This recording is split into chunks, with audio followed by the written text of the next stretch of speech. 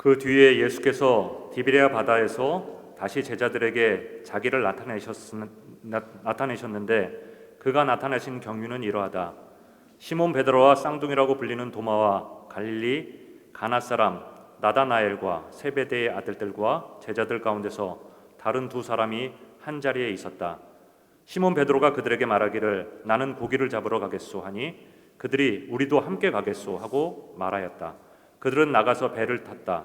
그러나 그날 밤에는 고기를 한 마리도 잡지 못하였다. 이미 동틀 무렵이 되었다. 그때 예수께서 바닷가에 들어서셨으나 제자들은 그가 예수이신 줄을 알지 못하였다. 그때 예수께서 제자들에게 물으셨다. 얘들아, 무엇을 좀 잡았느냐? 그들이 대답하였다. 못 잡았습니다. 예수께서 그들에게 말씀하셨다.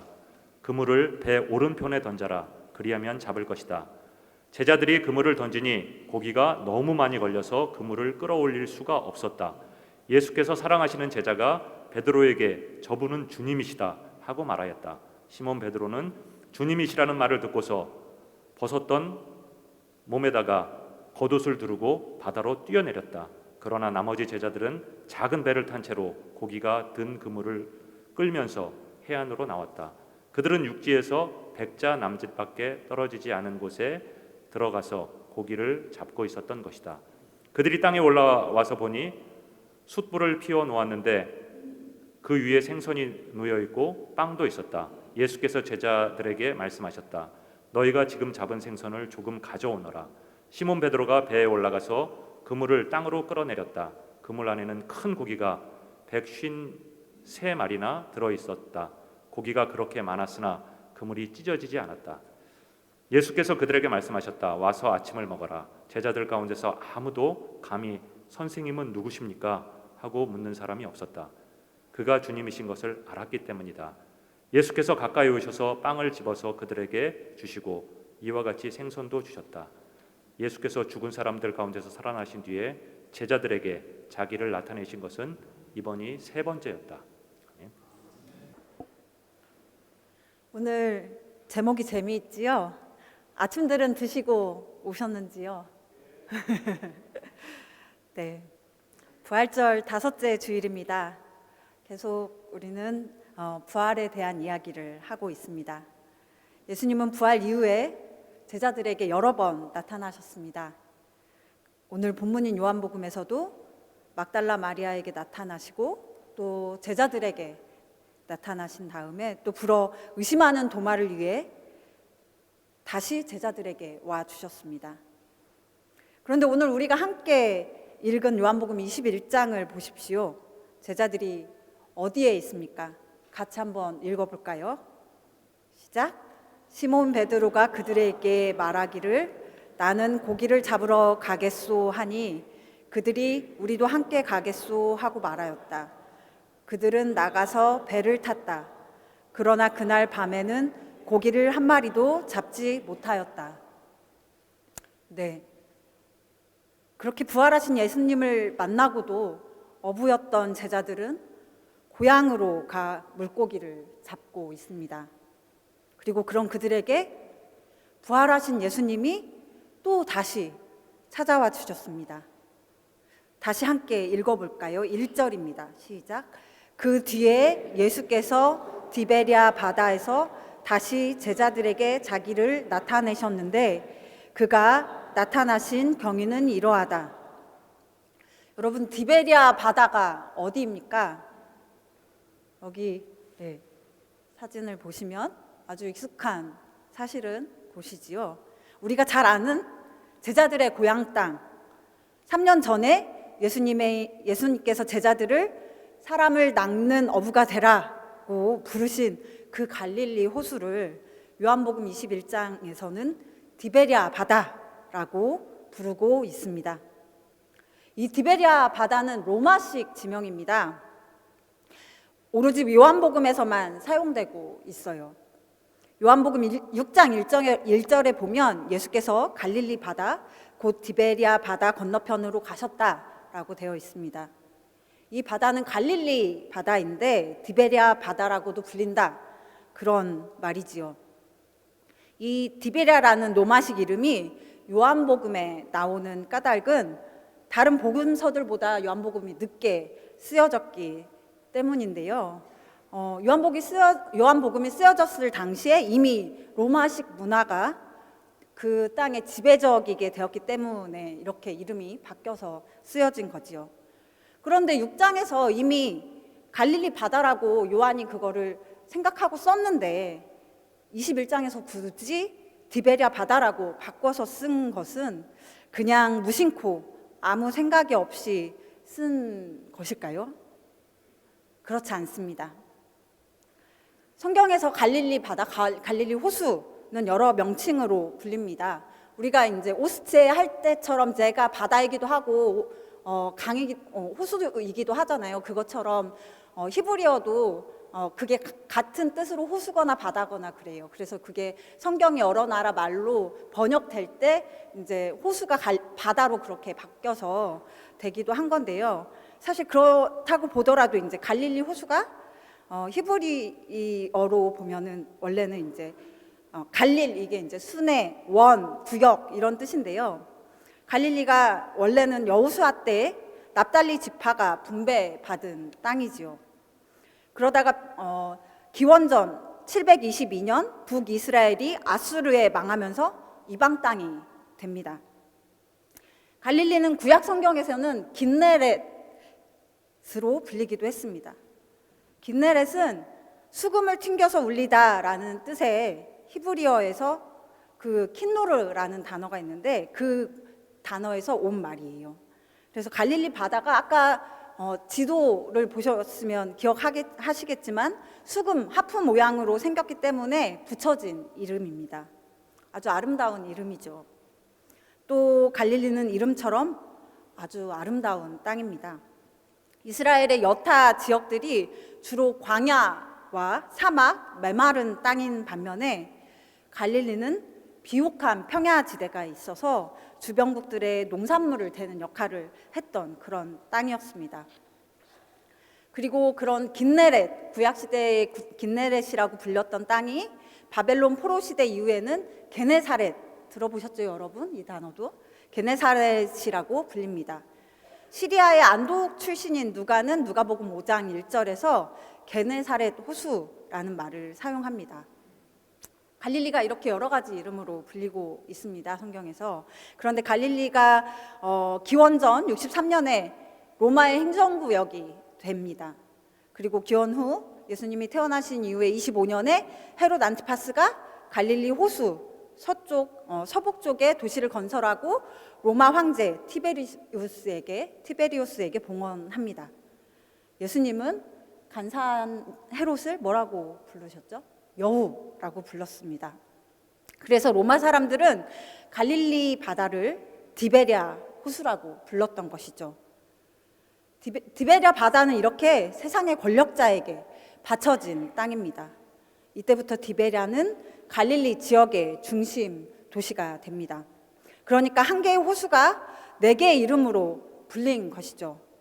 갈릴리, 긴네렛, 게네사렛, 디베랴. 이 네 이름에서 이 땅에 얼마나 많은 역사적인 우여곡절이 있었는지 짐작해 볼 수 있습니다.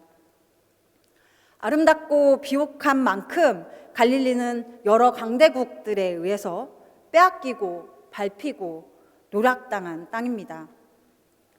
디베랴라는 이름은 그러니까 일본에 의해서 3.1 운동으로 유명했던 아오네라는 곳이 병천으로 그렇게 바뀌었잖아요. 또 새롭게 형성된 마을이라는 새마을이라는 동네를 서울의 그 동네를 이제 신촌이라는 이름으로 바꿔 버린 것처럼 그런 이름입니다. 디베랴는. 그런데 유대인이었던 요한복음의 저자가 이 디베랴라는 이름을 곱게 봤을 리가 없습니다. 그런데도 21장에서 이 디베랴 바다를 갈릴리 호수를 디베랴 바다라고 쓴 이유가 있지 않겠습니까? 요한복음의 저자 요한의 눈에는 더 이상 갈릴리가 아닌 이미 디베랴가 되어버린 세상 왕에게 바쳐진 이 땅에 제자들이 돌아왔습니다. 그리고 그들은 궁여지책으로 예수님을 만나기 전 하던 일, 어부를 하고 있습니다. 그런데 그런 그들을 오늘 부활하신 예수님이 세 번째로 다시 찾아와 주셨습니다. 제자들 무리의 행동이 좀 이상합니다. 이해가 잘 되지 않습니다. 그들은 이미 부활하신 주님을 만났습니다. 이미 2번이나 만났지요.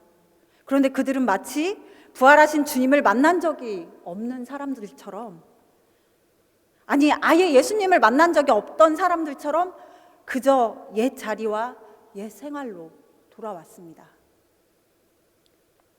예수님과 함께 같은 꿈을 꾸고 3년간 온갖 기적을 체험하고 이스라엘 곳곳을 누비며 예수님을 통해 이루어지는 하나님 나라를 맛보았던 그 사람들이 마치 그 시간들과 그 감동과 그 체험이 없었던 사람들이 되어서 예수님 만나기 전에 자리로 돌아간 것입니다. 이런 제자들의 모습은 일종의 퇴행처럼 보입니다. 사람은 큰 충격적인 사건을 경험한 후 그것을 감당할 수 없을 때 마치 그 일이 없었다는 듯이, 그 일이 일어난 적이 없었다는 듯이 그 사건 전처럼 행동할 때가 있습니다.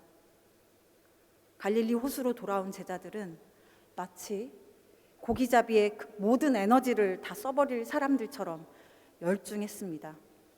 열중해서 땀이 났는지 제자 베드로는 웃옷을 벗고 있었다고 묘사되어 있습니다. 그래서 예수님인 줄 알고 바닷속에 뛰어 들어갔을 때 옷을 다시 입고 들어갔다고 7절에 그렇게 되어 있죠.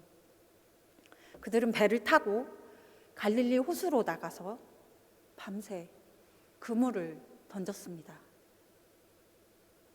어쩌면 제자들은 두려웠을 것입니다.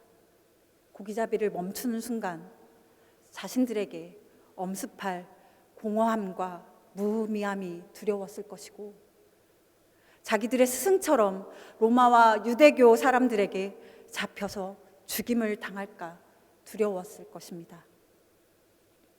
제자들은 밤새 그물을 던졌지만 물고기를 한 마리도 잡지 못했습니다.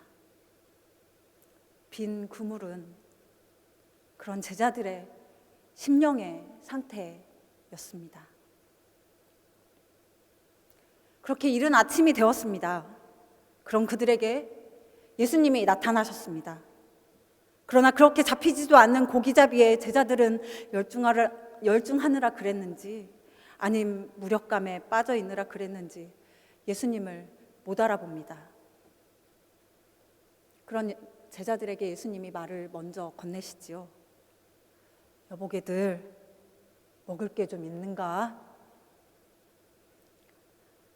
사실 세번역에서 애들아 이렇게 부르십니다. 예수님이. 이 애들아라고 부르실 때의 파이디아는 정이 담긴 목소리로 어린아이들을 부를 때 쓰는 말입니다. 마이네 주스 이렇게 독일어로 한다면 그런 정도지 않을까 싶어요. 그렇게 정감 있게 예수님이 제자들을 부르시는 것입니다. 그리고 밤새 허탕친 제자들에게 그러지 말고 배 오른쪽으로 그물을 던져봐. 그러면 찾게 될 거야 하고 다정히 알려주십니다. 제자들은 그가 아직 누구인지 모르지만 다정한 그의 목소리에 이끌려 다른 쪽으로 그물을 던져봅니다. 그러자 놀라운 일이 벌어졌습니다. 그물을 들어올릴 수 없을 만큼 많은 고기가 잡힙니다. 이게 무슨 일입니까? 어떻게 이런 일이 일어났을까요? 저분이 누구십니까? 그때야 비로소 제자들의 눈이 열렸습니다. 그분은 바로 예수님이셨습니다. 갈릴리 바닷가에서 함께 하셨던 예수님은 지금 이 황망하고 절망스러운 디베랴 바다에도 함께 하시는 것입니다. 부활하신 예수님, 살아계신 예수님이 놀랍게도 그들과 함께 계십니다. 디베랴 바다는 이제 예수님이 없는 장소가 아닙니다. 디베랴는 하나님 부재의 장소가 아닙니다. 그물을 끌어올릴 수 없을 정도로 그렇게 고기가 너무 많이 잡히자 그때서야 제자들은 예수님을 알아봅니다. 아, 우리 예수님이잖아. 사랑하는 제자가 말하자 베드로는 그제서야 예전의 성격대로 곧바로 예수님을 배려 바다로 뛰어내립니다. 제자들이 무태에 올라와서 보니 예수님이 이미 숯을 피워놓고 생선과 빵도 준비해 놓으셨습니다. 그리고 제자들에게 권합니다. 여기 와서 아침들 좀 먹어. 아까 먹을 게 없었다. 니츠 웨슨 그렇게 되어 있었는데요. 그 얘기를 들으셨으니 아마 이렇게 말을 건네지 않으셨을까요? 배고팠지. 이리 와서 아침들 좀 먹자.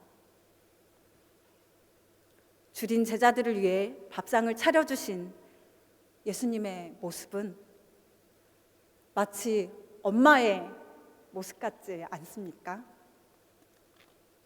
속 썩인 자식, 사고치고 밖에 나갔다 밤늦게 들어온 자식을 위해 아무 일도 없었다는 듯이 밥은 먹었니?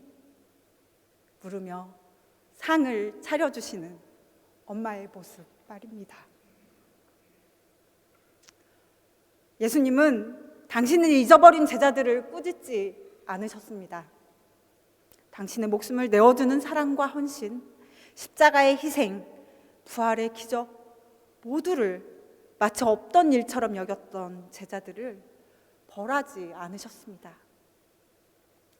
그들의 공허, 그들의 두려움, 퇴행, 그들의 머뭇거림을 모두 이해하셨습니다. 예수님은 휘청거리고 머뭇거리는 제자들을 위해 단지 당신의 변함없는 사랑을 다시 한번 보여주셨습니다.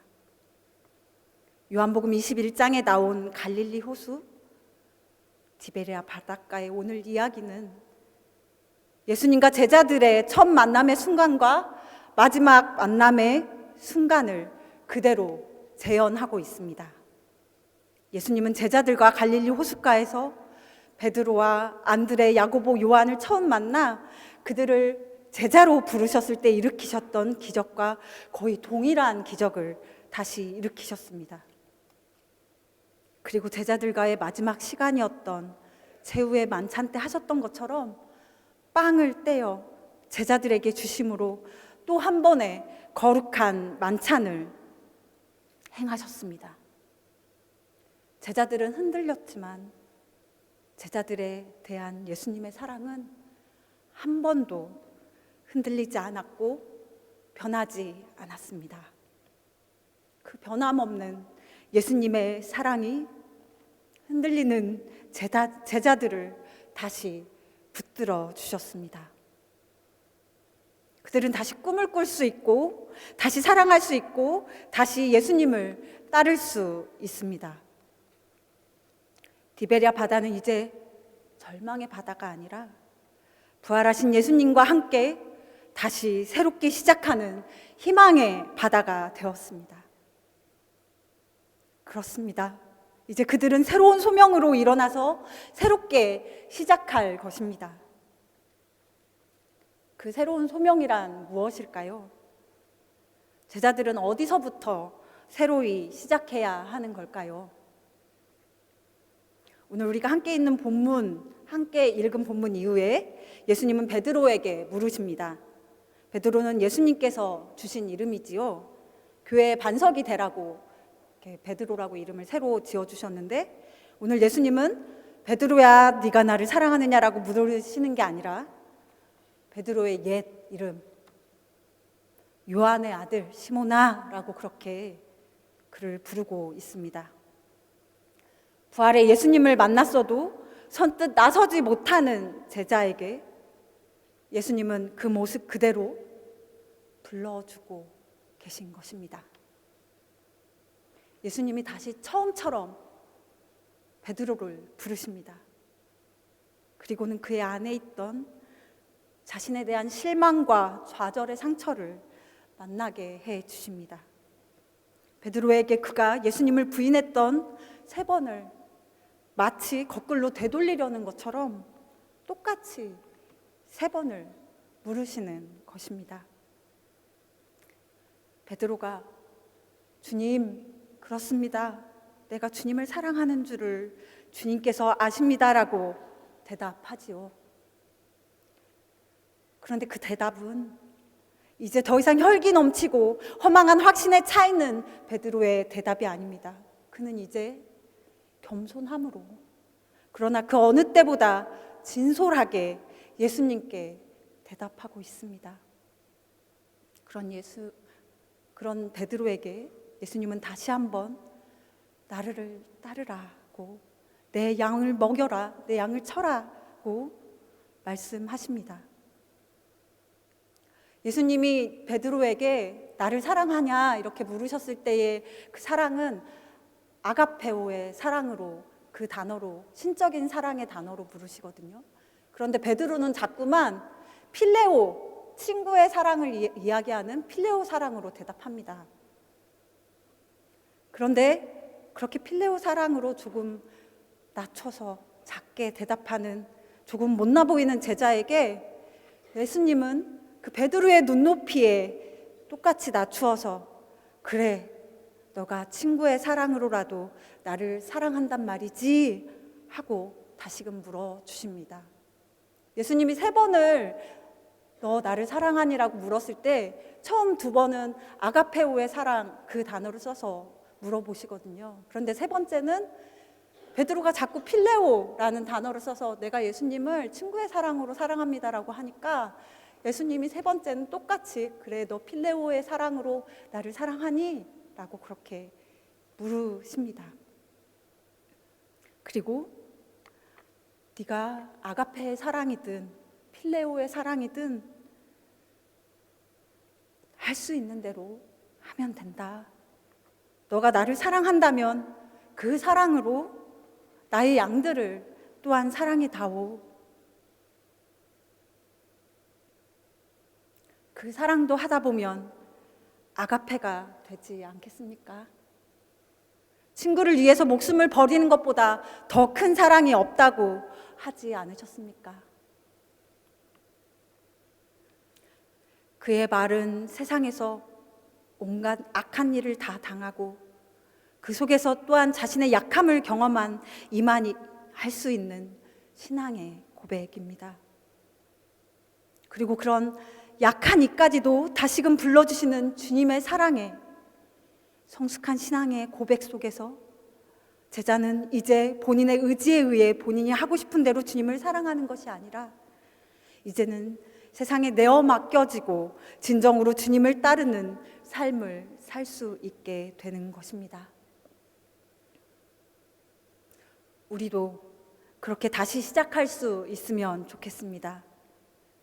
예수의 부활을 기억하는 지금 단지 현상으로서의 부활이 아니라 나를 사랑하셔서 나를 위해 십자가를 지시고 그 죽음을 이기시고 부활하셨던, 그렇게 끝까지 우리를 사랑하셨던 예수님의 사랑을 경험함으로부터 시작했으면 좋겠습니다.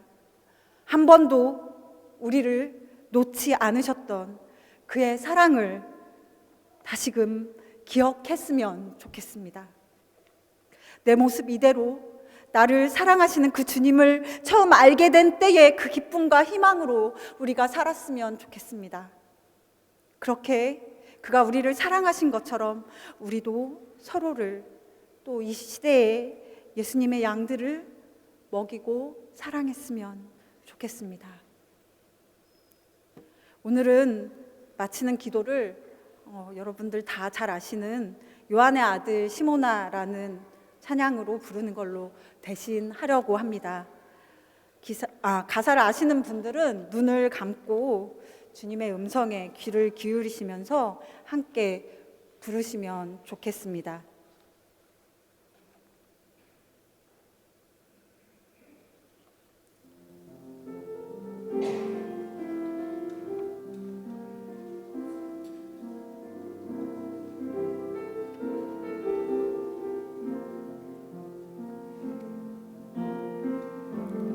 유 안에